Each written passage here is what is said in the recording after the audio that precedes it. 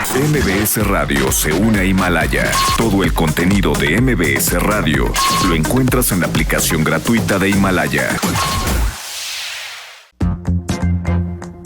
Le doy la vuelta a la página informativa. Le aprecio mucho a Mariana Campos, coordinadora del Programa de Gasto Público y Rendición de Cuentas de México Evalúa, que me tome esta llamada telefónica. Mariana, gracias por la comunicación. ¿Cómo estás? Muy buenos días, Luis.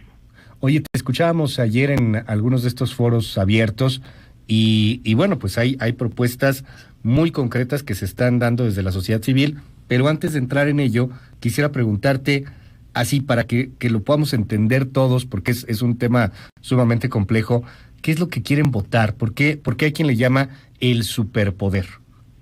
Lo que pasa es que en términos de presupuesto, Luis, en cualquier democracia del mundo, y también en el caso de México, por su constitución, porque México tiene el diseño de una democracia genuina, al menos en la constitución, el Congreso lleva supremacía, y es el que tiene facultad exclusiva, no compartida, exclusiva, en el caso de la Cámara de Diputados, de aprobar el gasto público. Entonces, lo que estaba proponiendo el presidente es que en caso de una emergencia económica, que además no definía emergencia económica, él quiere decidir unilateralmente los cambios al gasto, ¿no?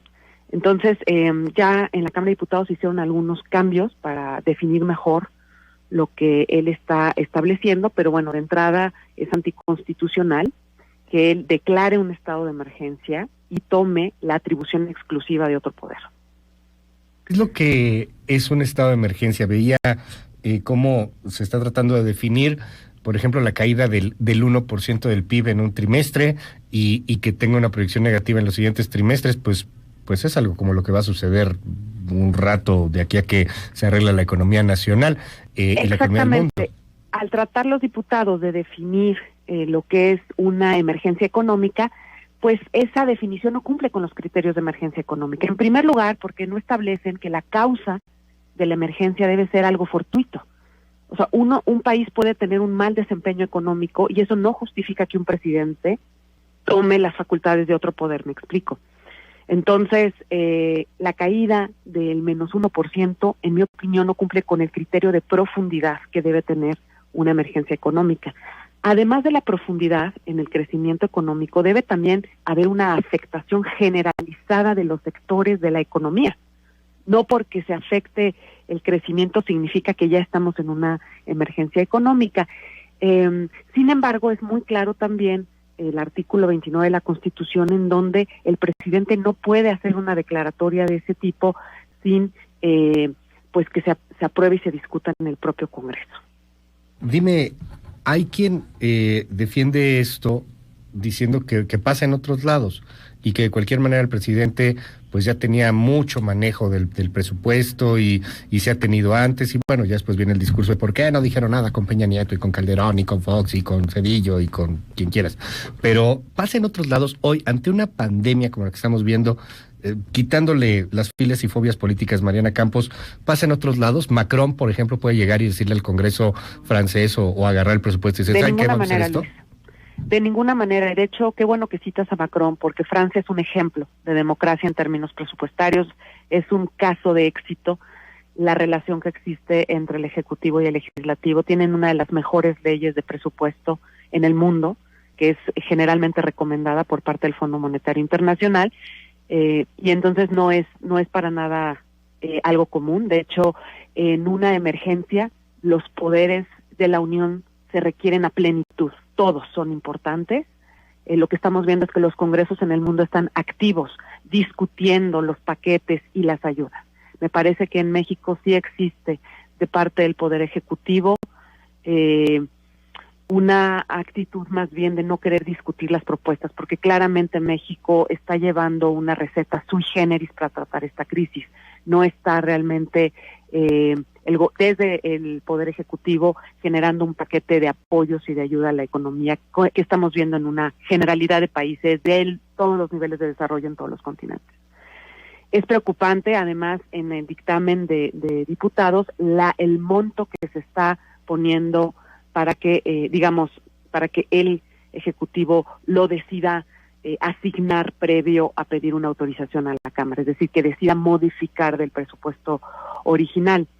Estamos hablando de un 10% del presupuesto, es enorme ese monto, sobre todo considerando que la mayor parte del presupuesto está comprometido en el corto plazo. A ver, si realmente vemos todo lo que puede asignar en el corto plazo el presidente, es el 100% de lo que se puede asignar en el corto plazo. Es importante esto para que nos quede muy claro, Mariana. A ver, el presidente, sin necesidad del Congreso, si pasara la ley como está, sin necesidad del Congreso, él dice, estamos en una emergencia sanitaria o en una emergencia económica porque las calificadoras neoliberales nos pusieron tachas y entonces se cayó la inversión, y hay muchos factores que podrían tener responsabilidad inclusive de los mismos gobiernos, pero el presidente por él mismo puede declarar la emergencia económica porque él así lo considera. Eso está puesto ahorita en el dictamen. Toma. Desde luego ayer en la sesión de Parlamento abierto esto fue criticado por los que asistimos, y se habló, incluso los constitucionalistas hablaron de que esto podría ser sujeto de una acción de inconstitucionalidad, porque en efecto así está puesto en el dictamen. Ahora, si quisiera manejar más del 10%, ahí sí tiene que pedirle, entre comillas, permiso al Congreso. Pero no hay manera de manejar más del 10%. Sí, no es una...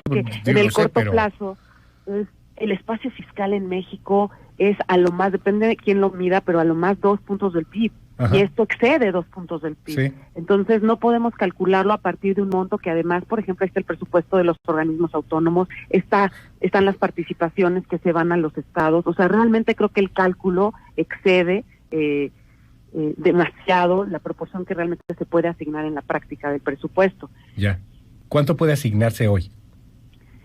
Sin ley. Yo creo que entre 1 y 2 puntos del PIB, ¿no? Dependiendo qué tan fijos quieras dejar las obligaciones contractuales que tenga el gobierno, ¿no? Pero no puede ser una proporción del presupuesto completo. Pero de la manera discrecional, sin la ley, ¿el presidente puede manejar cuánto, como 5% menos? No, es que te voy a decir qué es lo que está pasando ahorita. Ajá. Lo que pasa es que en general sí existe mucha discrecionalidad, pero solamente hay un momento en donde tiene que rendir cuentas al Congreso y pedir su autorización de nuevo. Y estamos cayendo en esta pandemia, en esta crisis económica y fiscal, estamos cayendo en ese supuesto. Uh-huh. En el artículo 21 de la ley se establece que tiene que ir a pedir, a enviar y solicitar revisión del Congreso cuando cae la recaudación más de 3%. Y eso ya, es decir, cuando él prevea que caiga la recaudación más de 3%. Y eso ya sucedió el 1 de abril, cuando se enviaron los precriterios generales de política económica, ahí se estableció que va a caer más de 3%. Entonces, él ya está en el supuesto de tener que ir a entregar su propuesta. Por eso, en parte, que se quiere modificar. De hecho, la ley dice que a los 15 días de que se constate el asunto, y eso se constató el 1 de abril. En mi opinión, el 15 de abril tendría que haber llegado esa propuesta, y lo que sucedió a cambio fue que se publicó ya un decreto.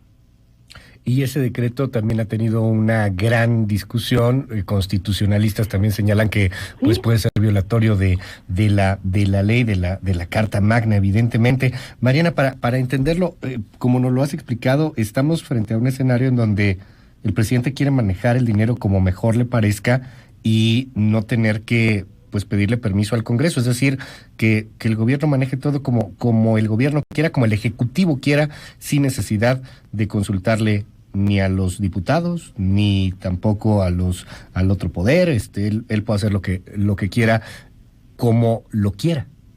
Pues yo creo que sí, o sea, yo creo que lo que está sucediendo es que como está redactado el dictamen el día de hoy, lo que sucede es que la rendición de cuentas, que de verdad solo hay un escenario que está en la ley, que es ahorita, se está eliminando.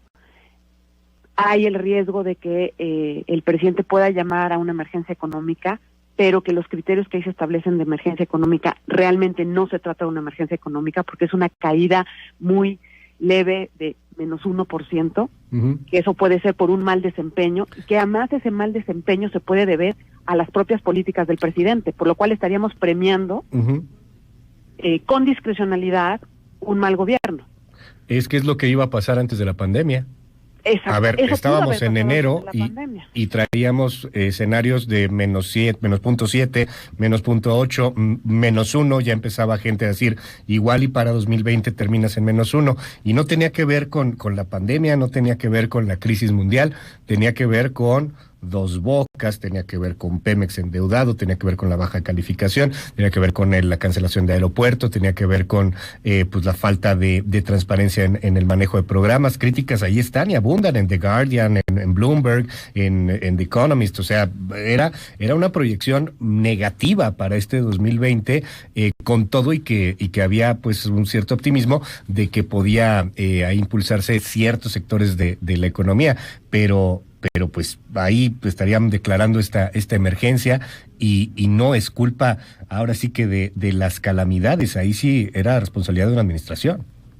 Y por el otro lado, ¿quién va a poder determinar, ¿no?, un estado de emergencia económica?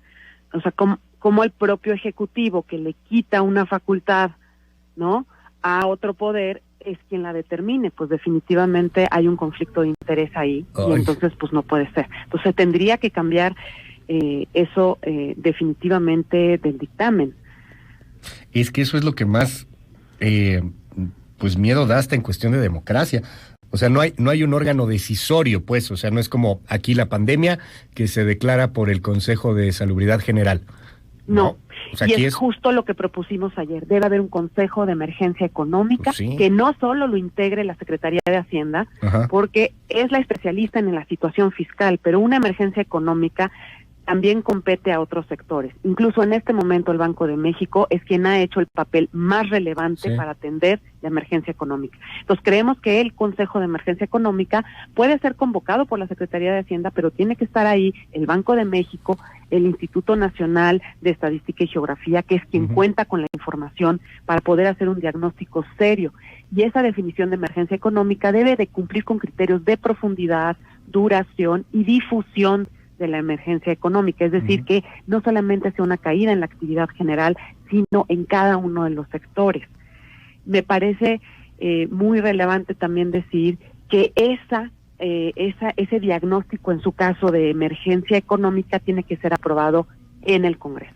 Es que, pero esa es la propuesta que están dando ustedes desde sociedad civil. La que hoy está sobre la mesa es: el presidente se sienta en un momento de meditación y la iluminación le dice que hay emergencia económica. Pero imagínate el incentivo. No, sí, que o sea, tú mismo por eso dices el Estado y tú te llevas el premio, pues sí, ¿cómo? No, está cañón.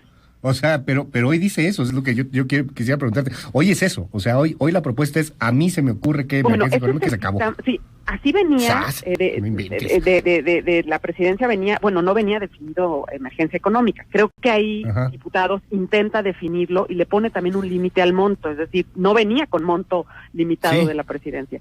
Ellos hacen ese esfuerzo, pero me parece que el esfuerzo, lamentablemente, aunque tiene quizás buena intención, no logra realmente definir una emergencia económica, ¿no? Como yo te decía, en un principio, el caso fortuito es muy importante. No debe estar relacionada con un mal desempeño económico del país por una mala toma de decisión. Tiene que estar asociado a una pandemia, a una quiebra generalizada del sector financiero mundial. O sea, tiene que ser algo, una causa o un factor exógeno que no pudo preverse. Ese es como el primer elemento para definir una emergencia económica. Y en mi opinión, bueno, pues no está en esto, ¿no? Entonces, aunque los diputados hicieron un esfuerzo, me parece que no lo concretaron. Ayer tuvimos un buen rato de discusión. Creo que quedó muy claro que el presidente no puede ser quien defina una emergencia económica o incluso a través de la Secretaría de Hacienda, ¿no? Mariana Campos, te aprecio mucho que nos tomes la llamada telefónica, que nos des luz en este tema tan complejo, y estamos al habla si nos das oportunidad. Buenos días, Mariana. Con muchísimo gusto. Saludos, Luis.